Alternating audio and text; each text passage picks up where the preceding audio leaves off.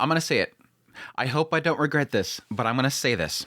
I think Orb on the Movements of the Earth is easily the best new show of the fall 2024 anime season, and could possibly contend with some of the massive returners of this season as the best of the season so far. And yes, might even go towards that anime of the season title. At some point, it could possibly get that far.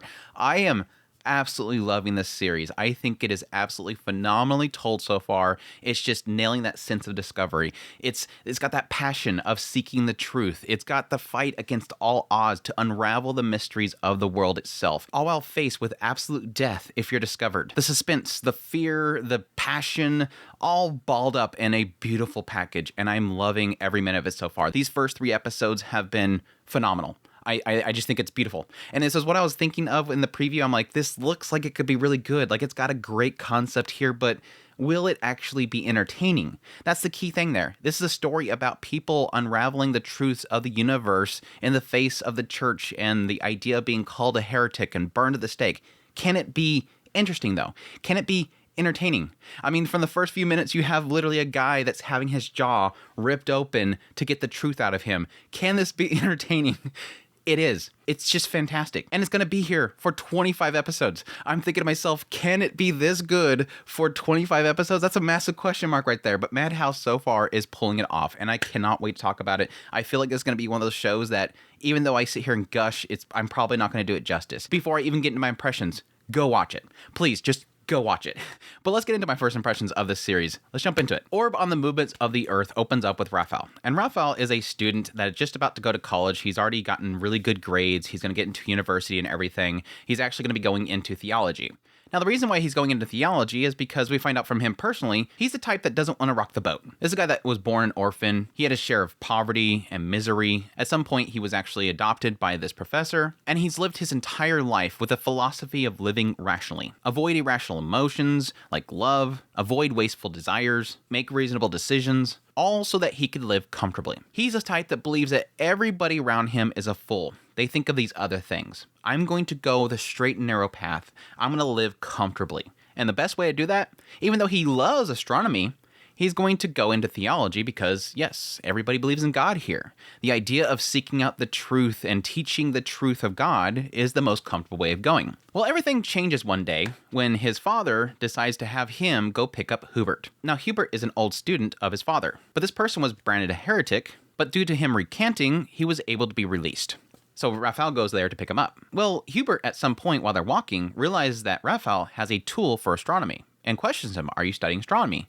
"No, I did. This is a hobby. I'm going to actually go into theology." Well, this Hubert guy quickly sees past the mask that Raphael has. Raphael's acting like he's super nice. He's like, "You don't have to be super nice to me. I have nothing to give you. You're not being truthful to yourself. It looks like you really like this stuff. Let me see your wax tablet." Looks inside it, looks at his notes, and then suddenly Hubert says, "I recanted, but I'm not going to give up on my studies. I'm going to prove my theory, and I'm going to drag you into it with me."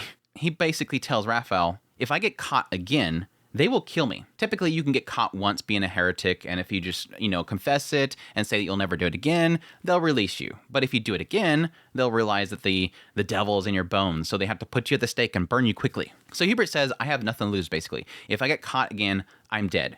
So I'm going to make sure that you come with me. If you reveal this, if you don't do what I tell you to do, I'm going to kill you. Well, Hubert sees in Raphael's notes about astronomy that he has really good eyes, and he wants to show him this place that he used to do his observing at. Raphael at first is like, I got to turn this guy in. If I get caught, or if he gets caught, I'm going to get dragged into it with him, and I can get killed. But Raphael's just too encouraged by the idea that this guy says that he has this great place to observe the stars, and so his desire to see the stars gets the better of him. He decides to go there. Well, sure enough, this place is amazing. He can see this beautiful sky. The stars are all perfectly clear. He does some note taking, gives it to Hubert. And that's the point when Hubert explains to him his theory that everybody believes that God created the earth to be the center of the universe, that everything around the earth is surrounding it and everything is orbiting the earth itself. But of course, Hubert's theory here is that the earth itself is moving. It's moving and it's rotating. Well, Raphael doesn't completely agree with him. If I were to jump, I don't fly off the earth. If it's rotating, I would fly off. God created the earth to be at the center. And why would you put your life at risk just for this theory that you have. But additionally questions Hubert if he doesn't believe in God. Well, Hubert himself believes that the theory that he has is much more beautiful than this theory of everything surrounding it. And additionally, because he knows the beauty of it, that is his proof that God exists. That because he believes in God, he believes that he has the capability of seeing the beauty through nature, not through scripture. While Raphael wants to discard this and not believe it, as he's walking home, he ends up slipping and falling and seeing this kind of rotation of the stars as he's falling back. And it kind of kicks this desire to look more into it. So when he gets back home, he starts writing a bunch of notes and he starts to, kind of draw the theory out, and he starts to realize, hey, this is actually plausible. What he's saying technically makes sense. Well, unfortunately, some Inquisitors decide to pay their home a visit. And they find the book where Raphael was taking all of his notes. And very quickly, they confront Raphael about it. We found this book in your bookshelf. What is wrote in here? What is this? Well, thankfully, but unfortunately, Hubert comes back home and claims that it's his.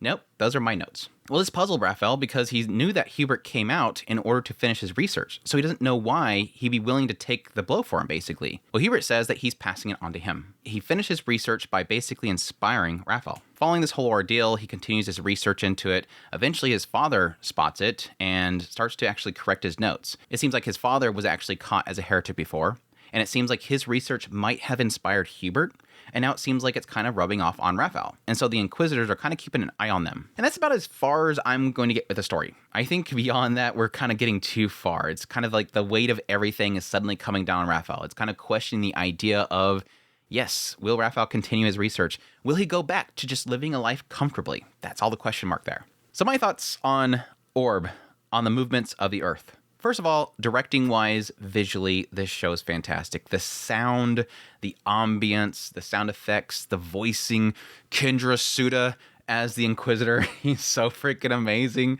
I love his voicing in the series. That scene in episode 2 where he's just holding up the booklet and saying, "Nani kore?" Like, what is this? What is this? What is this? Like, it's just so freaking good. And you have that, like, noise in the background, like a thump. It's just everything is absolutely beautifully done. Like, this show is so beautifully portrayed. And it does really well in sort of portraying that feeling of inspiration, that feeling of what Raphael's seeing when he looks at this window and the stars are beyond it, and how he gets this bigger picture of the sky itself.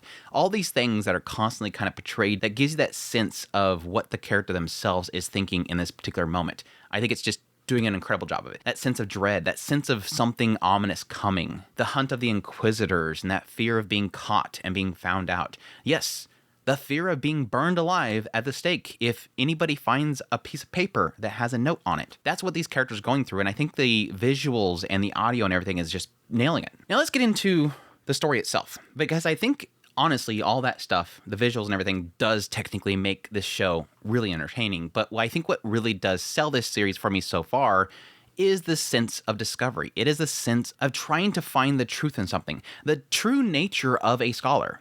When somebody, a true scholar, discovers something, or at least believes that something might be there, they seek it out. They can't stop. They must discover the truth. And in the wake of it, like Hubert puts it perfectly, is the idea, in spite of that fear of death, that's what drives you to find that truth. And that truth is what makes you feel alive. That seeking out of something that is beautiful because what's currently believed to be true is not beautiful. This belief that everything surrounds us and rotates around us is not as impressive as the idea of the greater scale of the universe and us being pretty much a part of it. Hubert's words, I think, were so freaking inspirational. Like, the way that he puts a lot of that stuff is that sense of, despite this being the norm, I find this to be more beautiful. And if I can't seek this out, what is the purpose of being alive? And I think all that sort of rubs off on Raphael. I think there is a sense here, what it kind of feels like the story is going in direction of, is it feeling like people inspiring each other. The idea of Potok, his father technically does have these rooms full of astronomy. And despite the fact that he's telling Raphael, you need to get into theology, give up the stars, stop looking at that stuff. And even Raphael himself believes that there's no point in getting into the stars because they're too far away. Mankind will never get to them. Yeah, he still has all these books inside of his house. By proxy, he's basically rubbing off on his son. And then right here, Hubert is trying to inspire Raphael as well. And then who can possibly Raphael himself inspire? All these theories and what people have shed blood over to discover is being handed off into the next generation or handed off to the next person. Take this baton and please carry it on. That's what Hubert's sacrifice was. I came out here to finish what I started. But why are you giving yourself up to get burned at the stake? You are going to die. I finished what I started. I handed it off to you. It's time for you to pick it up and carry it on. That sense of inspiration and seeking the truth in the wake, again, of these Inquisitors walking around and just looking for somebody to burn at the stake is truly inspirational. I think what they've done so far of kind of portraying that is so beautifully done. But I think in the middle of it all is Raphael's character. Raphael's character is so absolutely incredibly portrayed. From the very beginning, he's somebody that doesn't want to rock the boat.